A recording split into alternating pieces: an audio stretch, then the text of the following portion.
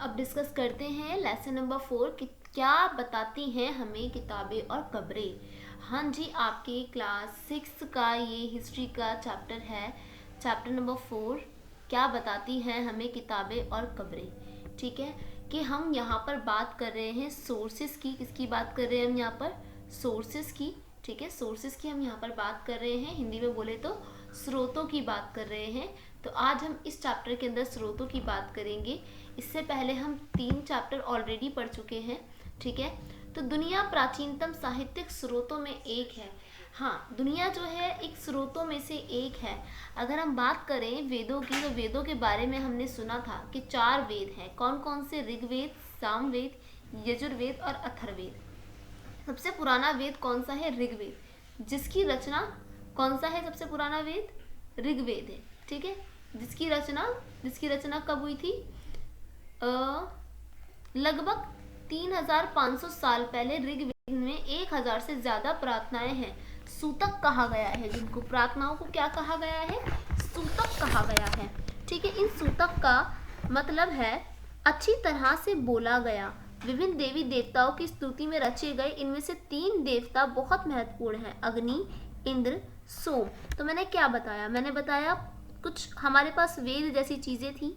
ठीक है, जो स्रोत था, स्रोत किसका था? ऐतिहासिक जानकारी का स्रोत। किसका स्रोत था?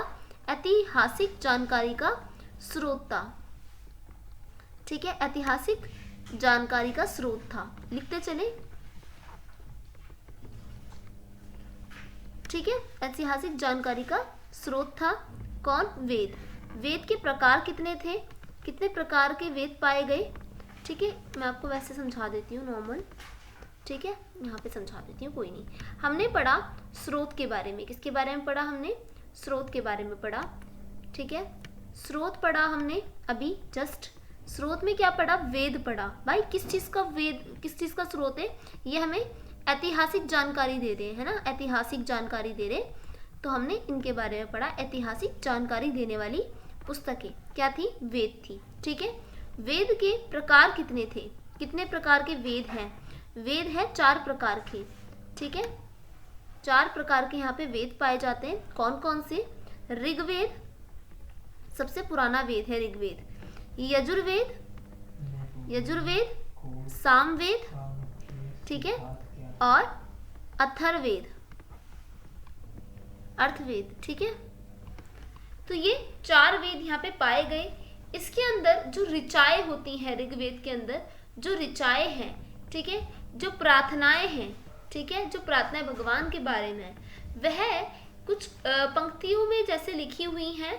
ठीक है, किसमें? स्तुतियों में लिखी हुई है। आप उसे पढ़ सकते हैं। इसकी रचना किसने की? प्रार्थनाओं की रचना ऋषियों ने की। आचार्य विद्यार्थी और इन्हें अक्षरों, शब्दों, वाक्यों में बांटकर सस्वर पाठ कंठस्थ करवाते थे। क्या आचार्य क्या कराते थे? इस प्रार्थनाओं के ऋषि जो थे वो अपने स्टूडेंट से इनको बुलवाते थे, और सूतकों के रचयिता सीखने सिखाने वाले पुरुष थे। जो प्रार्थनाओं की रचनाएं महिला ने भी की थी। ऋग्वेद में भाषा प्राक संस्कृत या वैदिक संस्कृत कहलाती थी। तो स्कूल में जो संस्कृत पढ़ते हो उससे भाषा थोड़ी सी भिन्न थी। ठीक है, वेदों की रचना हुई थी कौन सी भाषा में? अगर हम बात करें वेदों की रचना किस भाषा में हुई थी, हम यहाँ पे भाषा की बात करते हैं वेदों की, तो भाषा किस भाषा में हुई थी? संस्कृत भाषा में वेदों की रचना हुई थी। ठीक है, कौन सी भाषा में? संस्कृत भाषा में। ठीक है, इसके अलावा हम अगर पढ़ें तो संस्कृत और अन्य भाषाओं की बात करते हैं। संस्कृत भाषा भारत यूरोपीय परिवार का हिस्सा है। भारत की कई भाषाएं असमिया, गुजराती, हिंदी, कश्मीरी, सिंधी, एशियाई भाषा जैसे फारसी, यूरोप बहुत सी भाषाएं, अंग्रेजी, फ्रांसीसी, जर्मन, यूनानी, इतालवी, स्पेनिश आदि इस परिवार से जुड़ी हुई हैं। उन्हें एक भाषा परिवार इसलिए कहा जाता है क्योंकि आरंभ में उन्हें कई शब्द एक जैसे थे। उदाहरण के लिए मातृ, मातृ मतलब संस्कृत और हिंदी में माँ, अंग्रेजी में मदर, है ना। इन शब्द का देखा तो हमने अलग अलग भाषाएं हमारे यहाँ से जुड़ी हुई थी। उपमहाद्वीप के दूसरे परिवारों में भी ये भाषाएं बोली जाती थी। पूर्वोत्तर में तिब्बत बर्मा परिवार में भाषाएं बोली जाती थी। तमिल, तेलुगु, कन्नड़, मलयालम, द्रविड़, ये सारी भाषाएं दूसरे परिवार में बोली जाती थी। हम जिन किताबों को पढ़ते लिखते लिखी और छपी गई, ऋग्वेद का उच्चारण किया गया और श्रवण किया गया। श्रवण मतलब सुना गया और कहा गया, ना कि पढ़ा जाता था। रचना की सदियों बाद इससे पहली बार पढ़ा गया। छापने का काम तो मुश्किल 2 साल पहले हुआ। ठीक है, अब आते हैं इतिहासकार ऋग्वेद का अध्ययन कैसे करते थे। इतिहासकार पुरातत्व की तरह अतीत के बारे में जानकारी इकट्ठा करते थे। भौतिक अवशेष के अलावा वह लिखित स्रोतों का भी उपयोग करते थे। चलो देखते हैं कि ऋग्वेद का अध्ययन कैसे करते थे। ऋग्वेद के अंदर सूतक वार्तालाप है। ठीक है, क्या है ऋग्वेद के अंदर? तो ऋग्वेद के सूतक वार्तालाप के रूप में विश्वामित्र नामक और ऋषि देवियों के रूप में पूजित 2 नदियां के बीच ये संवाद ऐसे ही सूतक का अंश है। यानी कि विश्वामित्र नामक एक ऋषि हैं, देवी के रूप में पूजित 2 नदियां हैं जिनके बीच ये सूतक लिखे गए हैं। ठीक है, ऋग्वेद इतिहास का अध्ययन करते वक्त इन बातों का ध्यान रखते हैं। जैसे ऋग्वेद की एक पांडुलिपि का पन्ना मिला है हमें ये। ठीक है, एक ऋग्वेद की एक पांडुलिपि का पन्ना है जो भुर्ज वृक्ष की छाल पर, आप इतना याद रखना, पांडुलिपि कहाँ पे? भुर्ज वृक्ष की छाल पे लिखी जाती थी। ये पांडुलिपि कश्मीर में पाई गई थी। लगभग 150 वर्ष पहले ऋग्वेद को सबसे पहली बार छापने के लिए इसका उपयोग किया गया था। अच्छा, इससे पहले वेद क्या छापे नहीं जाते थे? क्या वेदों को लिखा नहीं गया था? है ना? तो ये चीज़ें हमें बड़ा दिमाग खराब कर देती हैं कि हाउ, कैसे, मतलब। तो ऐसा नहीं है। वेद जो है वो श्रवण किए जाते थे, सुने जाते थे। ठीक है, उनको लिखा नहीं गया था। पहले एक पीढ़ी से दूसरी पीढ़ी तक वेदों को सुनाया जाता था, याद कराया जाता था। जब पांडुलिपि और अभिलेख छपे जाने लगे तो पांडुलिपियों पे वेदों को लिखा गया। ठीक है, और फिर इसके बाद धीरे धीरे जब पेजेस आए तो उनके ऊपर भी इसे ट्रांसलेट करा दिया गया। इसका अंग्रेजी में भी अनुवाद हुआ। ठीक है, पांडुलिपि पुणे महाराष्ट्र के एक पुस्तकालय में सुरक्षित है। ठीक है, विश्वामित्र और नदी। देखो, जैसे विश्वामित्र और नदी का कुछ थोड़ा सा संवाद हम पढ़ लेते हैं कि कैसा वेदों के अंदर लिखा गया हो। हे नदियां, अपने बछड़ों को चाटती हुई 2 दमकती हुई गाय की तरह 2 फुर्तुली घोड़े की चाल की पहाड़ों से नीचे आओ। इंद्र द्वारा दी हुई शक्ति सुपुर्द तुम रथों की गति से सागर की ओर बह रही हो। तुम जल से परिपूर्ण हो और एक दूसरे से मिल जाना चाहती हो। नदियां कहती हैं, जल से परिपूर्ण हम देवताओं के बनाए रास्ते पर चलती हैं। एक बार निकलने पर हमें रोका नहीं जा सकता। हे ऋषि, तुम हमसे प्रार्थना क्यों कर रहे हो? ये बताते हैं विश्वामित्र नदियों से बात करें, नदियां उनको जवाब दे रही। इसी प्रकार से कुछ वेदों के अंदर लिखा गया है। विश्वामित्र कहते हैं, ए बहनों, मुझ गायक की प्रार्थना सुनो। मैं रथों और गाड़ियां सहित बहुत दूर से आया हूँ। कृपा करके अपने जल में हमारे रथों को गाड़ियों की धुरियों पर ना उठाओ ताकि हम आसानी से उसे पार कर सकें। तो नदियाँ कहती हैं, हम तुम्हारी प्रार्थना सुनेंगे जिससे तुम सब सुरक्षित उस पार जा सकोगे। तो इस प्रकार का कुछ संवाद, इस तरीके का संवाद जो है इस वेद के अंदर हमें देखने के लिए मिला। नदियों के बीच का संवाद। कौन सी नदियाँ थी भाई? अभी मैंने आपको बताया है वो कौन सी नदियाँ थी। कौन सी नदियाँ थी? व्यास थी और सतलुज थी। कौन सी? व्यास और सतलुज। दोनों ही क्या है बेटा? सिंधु नदी की सहायक नदियाँ हैं, व्यास और सतलुज। ठीक है, अब हम पढ़ते हैं कुछ मवेशी, घोड़े और रथ से भी हमें क्या पता चलता है, पुरानी चीज़ों के बारे में पता चलता है।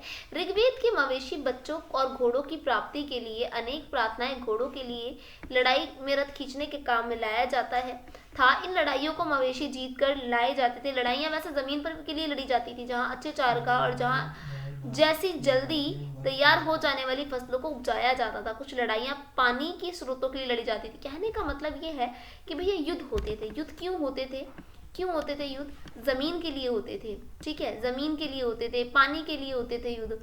ठीक है, और युद्ध जीते गए धन का कुछ भाग सरदार रख लेते थे, कुछ हिस्सा पुरोहित को दिया जाता था, पुरोहित पंडितों को। शेष धन आम लोगों में बांट दिया जाता था। कुछ यज्ञ करने के लिए प्रयुक्त होता था। आग आहुति दी जाती थी और आहुति देवी देवताओं को दी जाती थी। अनाज और कभी कभी जानवरों की आहुति क्या होती है? जानवरों की बलिदान भी दिया जाता था। किसको? भगवान को। अधिकांश पुरुष युद्धों में भाग लेते थे। कोई स्थायी सेना नहीं होती थी, लेकिन युद्ध सभाओं से सभी मिलते जुलते थे और शांति के विषय पे सलाह मशवरे करते थे। ठीक है, लोगों की विशेषता बताने वाले शब्द। वर्गीकरण काम, लोगों का वर्गीकरण काम, भाषा, परिवार, समुदाय, निवास का स्थान या संस्कृति परंपरा के आधार पर किया जाता रहा। ऋग्वेद में लोगों की विशेषता बताने वाले कुछ शब्द थे। कभी कभी ब्राह्मण कहा जाता था। वर्गीकरण यानी कि अगर मैं बोलूँ लोगों की विशेषता बनाने के लिए, तो भैया यहाँ पर हम एक चीज पढ़ेंगे कि भाई वेदों के अनुसार हमें पता चला है, क्या हमें पता चला है वेदों के अनुसार कि यहाँ पर क्या होता था बेटा, समाज जो था विभाजित था। क्या था? समाज जो था वो विभाजित था। कैसे विभाजित था? देखो, समाज को वर्ण व्यवस्था के अंदर बांट रखा था। किसने? समाज को वर्ण व्यवस्था के अंदर बांट रखा था, वर्ण व्यवस्था में। ठीक है, अब ये क्या थी भैया? ये कर्म था। पहले तो ये कर्म के आधार पर थे, जैसे आपके कर्म, जैसे आपका कार्य है वैसा ही आपका वर्ण। पर ऋग्वैदिक काल तक था। उत्तर वैदिक काल के आते आते ये कर्म किसमें बदल गया था? धर्म में बदल गया था। कहने का मतलब ये जन्म के आधार पे बदल गया था, जन्म के आधार पर, है ना। जिस जन्म में, तो जिस भी जाति में तुम्हारा जन्म हुआ है वही जाति तुम्हारी है, ठीक है, और वही तुम्हारे बच्चों की होगी। तो वर्ण कितने होते थे? कितने वर्ण होते थे? वर्णों की संख्या 4 होती थी। ठीक है, वर्णों की संख्या 4 होती थी। भैया कौन कौन से वर्ण होते थे? देखो जी, वर्ण थे नंबर 1, पहला था ब्राह्मण। ठीक है, ब्राह्मण, फिर क्षत्रिय, क्षत्रिय, फिर वैश्य, फिर शूद्र। हिंदू परंपरा के अनुसार इन तीनों में सबसे ऊपर का जो वर्ण था वो था आपका ब्राह्मण। ठीक है, पहला इनका काम था यज्ञ कराना, है ना, दक्षिणा लेना। ठीक है, ये इनका काम था। क्षत्रिय का काम था युद्ध करना, सेना तैयार करना। वैश्य का काम था दस्तकारी करना। ठीक है, दस्तकारी करना। और शूद्रों का काम था, ये बिल्कुल दबे कुचले हुए दलित थे, इनका ये कुछ काम नहीं था। ये थे अछूत लोग। क्या थे? अछूत लोग, जिन्हें छूना भी पाप था। ठीक है, तो ये अब क्या, पुरोहित कभी कभी ब्राह्मण कहा जाता था, तरह तरह से यज्ञ अनुष्ठान करते थे। राजा वैसे नहीं थे जिनके बारे में तुम पढ़ोगे। अब आगे पढ़ते हैं, राजा की मृत्यु के बाद उसका बेटा ही अब प्रशासक बनाया जाता था। ठीक है, अब जनता का पूरा समुदाय 2 शब्दों के लिए इस्तेमाल होता था जिनमें प्रयोग था, भाषाएं आज भी हैं। विश्व, जिसे वैश्य कहा जाता था, मैंने अभी आपको पढ़ाई दिया है। ठीक है, ऋग्वेद में विश्व जनों के नाम से मिलते थे। पुरु जन, विश्व भरत जन, विश्व यदु जन, यानी कि जो जितने भी जन, विश्व जन थे ना, वो वैश्य लोगों के लिए यूज होता था। ठीक है, जिन लोगों के लिए प्रार्थना की रचना में वह कभी कभी खुद को आर्य कहते थे। विरोधियों दास, दस्यु, दस्यु वह लोग थे जो यज्ञ नहीं करते थे, शायद दूसरी भाषा बोलते थे। ठीक है, और दास शब्द का मतलब गुलाम हो गया। दास वह स्त्री पुरुष होते थे जो युद्ध में बंदी बनाए जाते थे, उनके मालिक की जायदाद माना जाता था। मालिक की जायदाद मतलब मालिक जायदाद, यानी कि जो जीत कर लाया वही उनके दास हो गए। काम मालिक चाहते थे वह सब करना पड़ता था। जिस युग में उपमहाद्वीप के उत्तर पश्चिम ऋग्वेद की रचना हो रही थी, उसी समय दूसरी जगहों पर अलग अलग विकास हो रहा था। देखो कैसे क्या हो रहा था। खामोश प्रहरी की कहानी अगर हम पढ़ते हैं तो ये शिलाखंड महापाषाण, महा यानी कि बड़ा, पाषाण मतलब पत्थर, एक बड़े पत्थर पे ये कहानी मिली। ठीक है, महापाषाण मतलब बड़ा पत्थर। ठीक है, ठीक है, बड़ा पत्थर के नाम से जाना था। ये पत्थर दफन करने की जगह पर लोगों के द्वारा बड़े करीने से लगाए गए थे। महापाषाण कब्रें बनाने की प्रथा 3000 साल पहले शुरू हुई थी। प्रथा दक्कन, दक्षिण भारत, पूर्वी भारत और कश्मीर में प्रचलित थी। महापाषाण पुरास्थल मानचित्र दिखाए गए हैं। ठीक है, कई बार पुरातत्विदों को गोला आकार सजाए हुए पत्थरों से मिलते हैं, कई बार अकेला खड़ा हुआ पत्थर मिलता है जो जमीन के नीचे कब्रों को दर्शाता है। ठीक है, इस तरीके से या तो यहाँ पे कब्र होती थी, ठीक है, और यहाँ पे साइड में पत्थर ही पत्थर होते थे, या फिर हो सकता था कि जैसे ये कब्र है और कब्र के ऊपर सिर्फ एक पत्थर रखा हो। महापाषाण के निर्माण के लिए लोगों की कई तरह से काम करने पड़ते थे। हमने जो कार्यों की सूची बनाई है उन्हें क्रमबद्ध करो। गड्ढा खोदना, शिलालेख को धोना, पत्थरों को तराशना, दफनाना। ठीक है, ऊपर इस तरह के महापाषाण ताबूत शब्दांश शिष्ट कहा जाता है, दिखाया गया शिष्ट पोर्ट हॉल है। ठीक है, जो शायद पत्थरों से बना हुआ है। मृतक यानी कि मरने वाले को खास किस्म की मिट्टी बर्तनों के साथ दफनाया जाता था, जिन्हें काले लाल मिट्टी के बर्तन, ब्लैक एंड रेड वेयर के नाम से जाना जाता था। साथ ही मिले लोहे के औजार, हथियार, घोड़े, कंकाल और सामान पर पत्थर और सोना के गहने थे। ठीक है, अब महापाषाण से कब्रों से मिले लोहे के समान, ठीक है, लोहे के समान नीचे आई कुछ कुल्हाड़ियां, जैसे कि आप अवशेष देख सकते हो, ठीक है, ये अवशेष हमें देखने के लिए मिलते हैं। आगे बढ़ते हैं आप। ओके,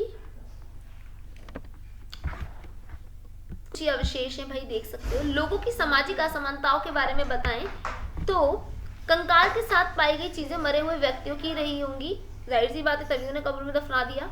और ब्रह्मगिरी की खोजों में एक व्यक्ति की कब्र में 33 सोने के मनके और शंख पाए गए। दूसरे कंकालों के पास सिर्फ कुछ मिट्टी के बर्तन दफनाए गए। सामाजिक स्थिति विभिन्नता को दर्शाती है, यानी कि जिसके पास सोने के मनके पाए गए है ना, और किसी के पास मिट्टी के बर्तन पाए गए, तो यानी कि ये भिन्न भिन्न, यानी कि इनकी जो सामाजिक व्यवस्था रही होगी, क्या सामाजिक व्यवस्था जो रही होगी वो क्या रही होगी, अलग अलग रही होगी। यानी कि कोई अमीर था तो कोई गरीब रहा होगा, है ना, कोई अमीर रहा होगा तो कोई गरीब रहा होगा, ठीक है।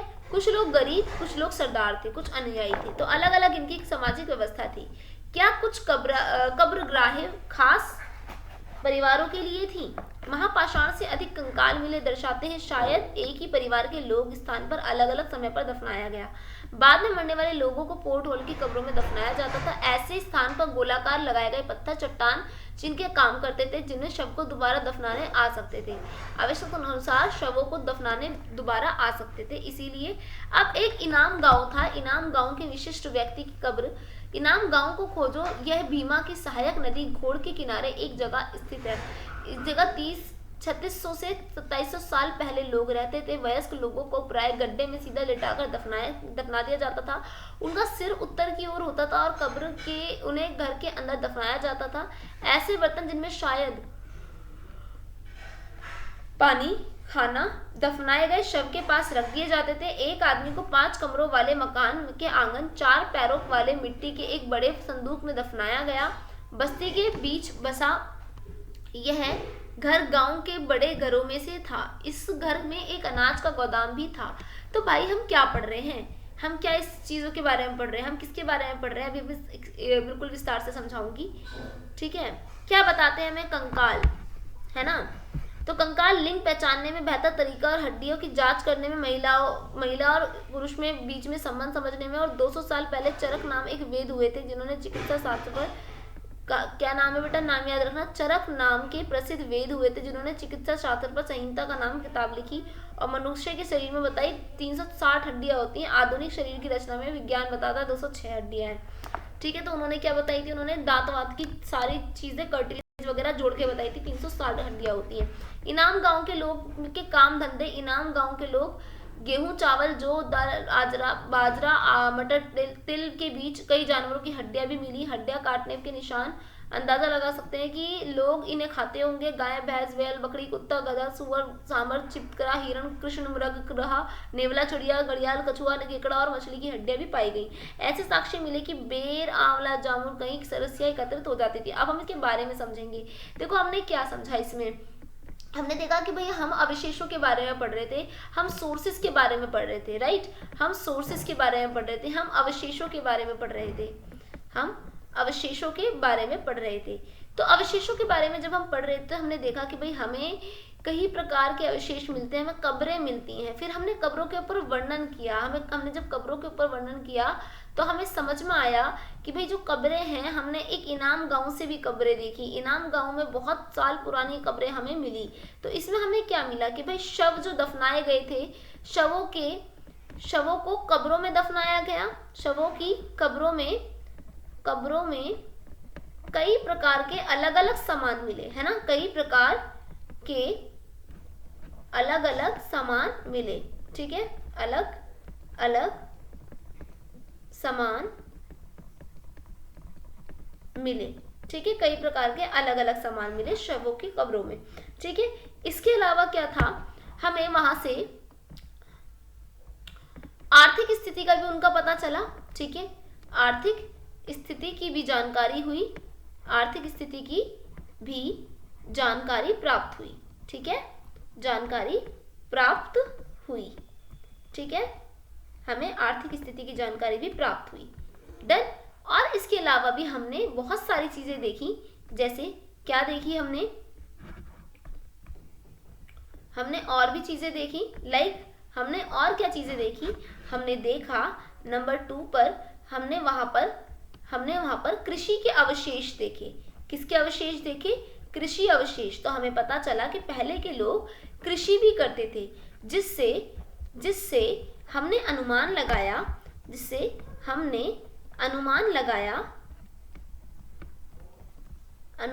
लगाया कि मटर, तिल, जौ, ठीक है, सरसों जैसी कृषि वहां के लोग करते थे। ठीक है, वहां के लोग करते थे। ठीक है, करते थे।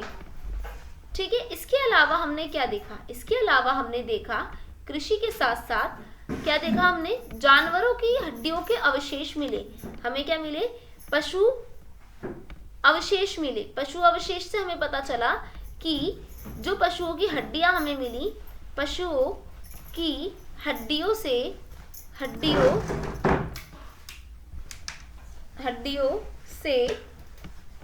अनुमान लगाया गया कि शायद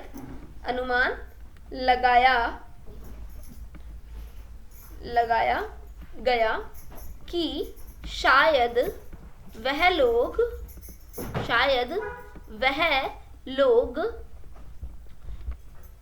लोग इन्हें खाते भी थे। ठीक है, तो ये सारी चीजें हमें वहां से पता चली। समझ में आई? ये सारी चीजें हमें वहां से पता चली। हमने क्या करा? देन ये थी हमारी कि क्या बताती हैं हमें किताबें और खबरें। ठीक है, इसके बाद आपको करना है ये आंसर। ठीक है, ये आपने करना है। ठीक है, सूतक यज्ञ, सजाए गए पत्थर को क्या बोलते थे? सजाए गए पत्थर को महापाषाण बोलते थे, है ना। अच्छी तरह से बोला गया। सूतक। दास कौन होते थे? युद्ध में प्रयोग किया, नहीं, गुलाम को हम दास कहते थे। रथ युद्ध में प्रयोग किया जाता था, रथ जो था, है ना। यज्ञ अनुष्ठान होता था। सूतक जिसे हम अच्छी तरह से बोलते हैं। ठीक है, डैश के लिए दासों का इस्तेमाल किया जाता था। डैश महापाषाण पाए जाते थे। ठीक है, जमीन पर। यह आप अपना सॉल्व करके जरूर बताएं। ठीक है, देन आज हम किताबें पढ़ते हैं तो ऋग्वेद से कैसे भिन्न है वो भैया बुर्ज नामक पेड़ की छाल पर लिखा गया था और पांडुलिपि पर बने हुए थे। पुरातत्व कब्रों में दफनाए गए लोगों के बीच सामाजिक अंतर का पता कैसे लगाते थे भैया? कहीं पर हमें मिले सोने के मन के और कहीं पर मिले हमें मिट्टी के बर्तन। तो शायद सामाजिक विभिन्नता तो थी भैया, आर्थिक विभिन्नता भी थी। एक राजा का जीवन दास या दासी के जीवन से कैसे भिन्न होता था? दास व दासी को वह गुलाम बनाकर लाते थे, युद्ध में जीत कर लाते थे, और भाई राजा तो राजा ही है। वेदों की रचना प्रारंभ कब हुई? 3500 साल पहले। महापाषाण का निर्माण की शुरुआत हुई 3000 साल पहले। इनाम गांव कृषकों में 3600 से 2700 पहले हमने इनाम गांव में कृषकों के बारे में पढ़ा। ठीक है, समझ में आ गई? बस कंप्लीट ये चैप्टर। इसे अच्छे से रिवाइज करें और अच्छे से अपनी पढ़ाई पे ध्यान दें। ठीक है, अल्लाह हाफिज।